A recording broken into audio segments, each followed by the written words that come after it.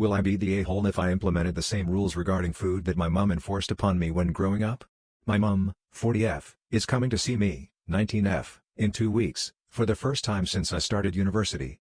Just for some context, my family moved abroad a year ago and I haven't seen any of them since.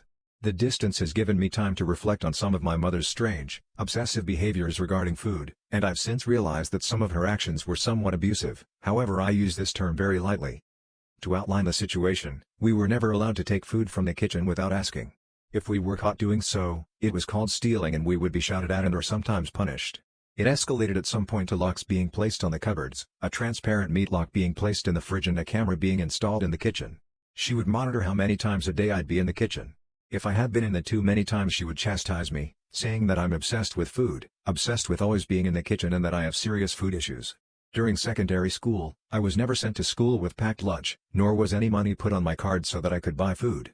At some point I started to cook the family dinners, and the leftovers would always be allocated to my stepdad, whilst the rest of us would go to school with nothing. We would sometimes get takeaways for dinner, but oftentimes my mom and stepdad got takeaway only for themselves, saying that we weren't allowed any. Now, the instance in which I could possibly be the asshole is that I plan to treat my mom as she treated me in regards to food when she visits. I told my boyfriend of my plan to enforce these rules, that there will be a curfew for the kitchen, that she is not allowed to take or eat food without permission, and if she does so I will call her a thief. I was also thinking of ordering food for myself and telling her that she's not allowed any. I honestly just want to show her how ridiculous she is about food, but at the same time I just want to be petty because why not? My boyfriend is telling me that I'd be immature for doing this, and that since my relationship with her is already difficult, I'd be better off taking the high road rather than adding fuel to the flames. My dad and sister also agree. Whilst I can't deny that doing this would be immature, I can't help but feel that she deserves a taste of her own medicine. Am I the a-hole for telling my daughter it is extremely selfish to want her mom at the wedding? My son told me to come here, though I have seen it on YouTube but mostly the alien Reddit account. My daughter is getting married in a week. My wife got in an accident a week ago. She has a bad concussion and her foot is in a cast now. It could have been so much worse. The main problem is the concussion. She cannot deal with any loud noises, bright lights, and gets overwhelmed easily. Her foot makes it really hard for her to move around right now. We talked to over and we came to the conclusion she can't go to the wedding. It would cause her way too much pain to be around that many people and we can't ask everyone to be quiet at a wedding. We figured a FaceTime call would work for the main ceremony.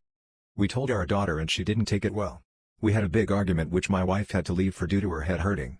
I told her I will still be there and she can watch it on FaceTime so she won't miss it. That didn't go over well either. She uninvited me to the wedding if my wife won't be there. I told her she is extremely selfish. She wants her mom at the wedding since she knows about the accident. She hasn't talked to me since and I am wondering if we should stick to the decision or have my wife go even though it's going to be awful for her. I was told to include it as a mountain wedding. Am I the a-hole for implying to my co-worker that I please myself when my husband is away? I have been at this company for about 2 years now and one of my co-workers, John, and I have become pretty good friends and get along well. We are both happily married and just friends, though we do catch up on life during work hours. My husband has been away on a business trip for 2 weeks now. John and I were chatting in the office this morning and I mentioned to him that I've been at my house alone for the past week and pretty bored without my husband. He asked me what I do to pass the time and that I must be a bit pent up with my husband gone for that long. I was surprised he said that, but I feel comfortable enough around him that it didn't bother me and I chalked it up to playful banter. I jokingly told him that I know exactly how to please myself when my husband is away. He got really awkward and uncomfortable and we've been distant since. I just checked my inbox and there was a meeting on my calendar from HR. I tried to message John but he's not responding and my manager came by my desk and told me that my behavior is ridiculous and to not speak to John until I'm told otherwise.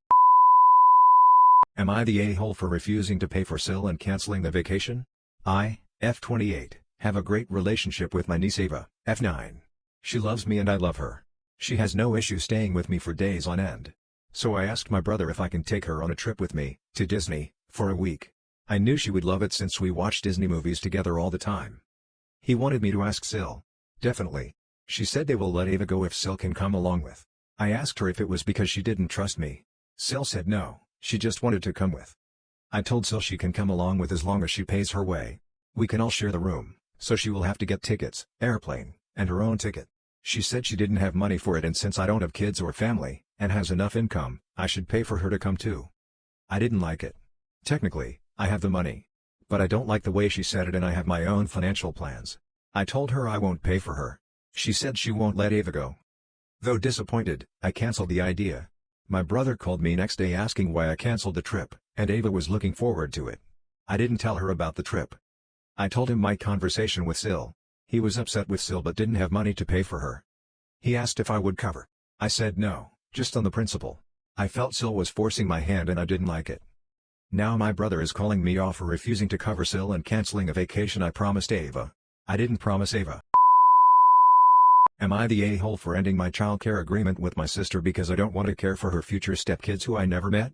I, 27F, am a stay-at-home mom to my 2 little boys ages 5 and 1. I also take care of my sister's 2 children ages 8 and 6 after school and during summer break. She sends snacks for all the kids and pays me a small amount of money. I never asked for a lot because it was never a big deal to me and I enjoy seeing my niece and nephew.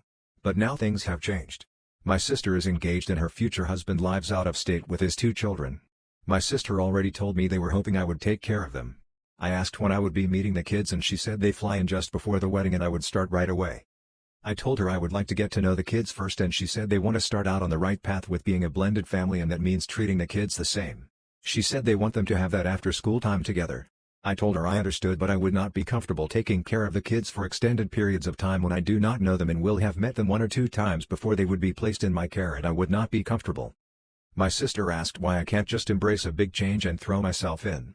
I told her if she was willing to give me some time to get to know the kids. She said no. So I told her firmly that she would need to find someone else to take care of the kids. My sister told me I was really showing that I only consider family those who are related by blood. But I would feel the same if my brother came back home after several years and asked me to watch his kids who I have never met and they're blood related. For me it's just a position that requires a close, existing relationship for me to be okay with it.